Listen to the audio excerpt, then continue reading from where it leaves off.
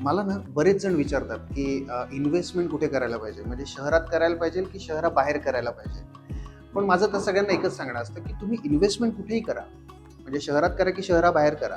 फक्त तुम्हाला ती जी वस्तू आहे, जो की प्रॉपर्टी तुम्ही घेताय, ती मार्केट रेटपेक्षा कमीला मिळते का, तर ती इन्व्हेस्टमेंट करण्यात वर्थ आहे.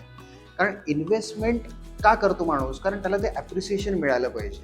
आणि बऱ्याचदा काय होतं ना, की एखाद्या ठिकाणी एखादा एरिया खूप बूम आहे, एखाद्या एरियात खूप गर्दी होते, भरपूर लोक तिकडे इन्व्हेस्टमेंट करतायत, म्हणून सगळे तिकडे इन्व्हेस्टमेंट करतात अगदी हायर रेटला. पण त्याच्यातनं ॲप्रिसिएशन किंवा रिटर्न्स असे काही मिळू शकत नाहीत, लक्षात ठेवा. इन्व्हेस्टरनी इन्व्हेस्टमेंट कुठे करावी, की ज्या ठिकाणी एंड युजर त्याची प्रॉपर्टी ही काही वर्षानंतर एंड युजर घेईल, म्हणजे अगदी 2-3 वर्षात 4 वर्षात तो घेणार असेल, तर तुम्हाला ॲप्रिसिएशन मिळेल. इन्व्हेस्टरची प्रॉपर्टी कधीच विकत घेत नाही, त्याला ॲप्रिसिएशन तसं मिळत नसतं. त्यामुळे एंड युजर तुमची प्रॉपर्टी घेणार असेल तरच ते ॲप्रिसिएशन मिळतं.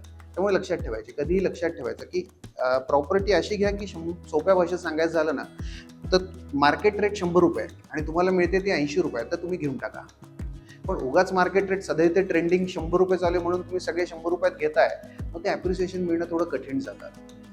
कारण प्रॉपर्टी ही एकदाच होते आणि त्यात बऱ्याचदा जमिनींना ॲप्रिसिएशन तगडं मिळतं, अगदी चांगलं मिळतं. त्यामुळे तुम्ही विचार करा, प्रॉपर्टी इन्व्हेस्टमेंट करताना अभ्यास करा त्या एरियाचा, की 3-4 वर्षात तिथे काय गोष्टी घडणार आहेत त्याचाही अभ्यास करा.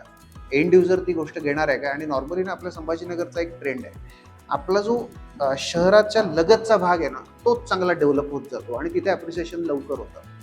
पुणे मुंबईसारखं अगदी 20-25-30 किलोमीटर दूर लोक इन्व्हेस्टमेंट करतात, तिथे ॲप्रिसिएशन का मिळतं? कारण ते शहर झपाट्याने वाढत आहे. आपलंही वाढतंय, नाही असं नाही, पण शहरालगतचं. ही गोष्ट लक्षात ठेवा.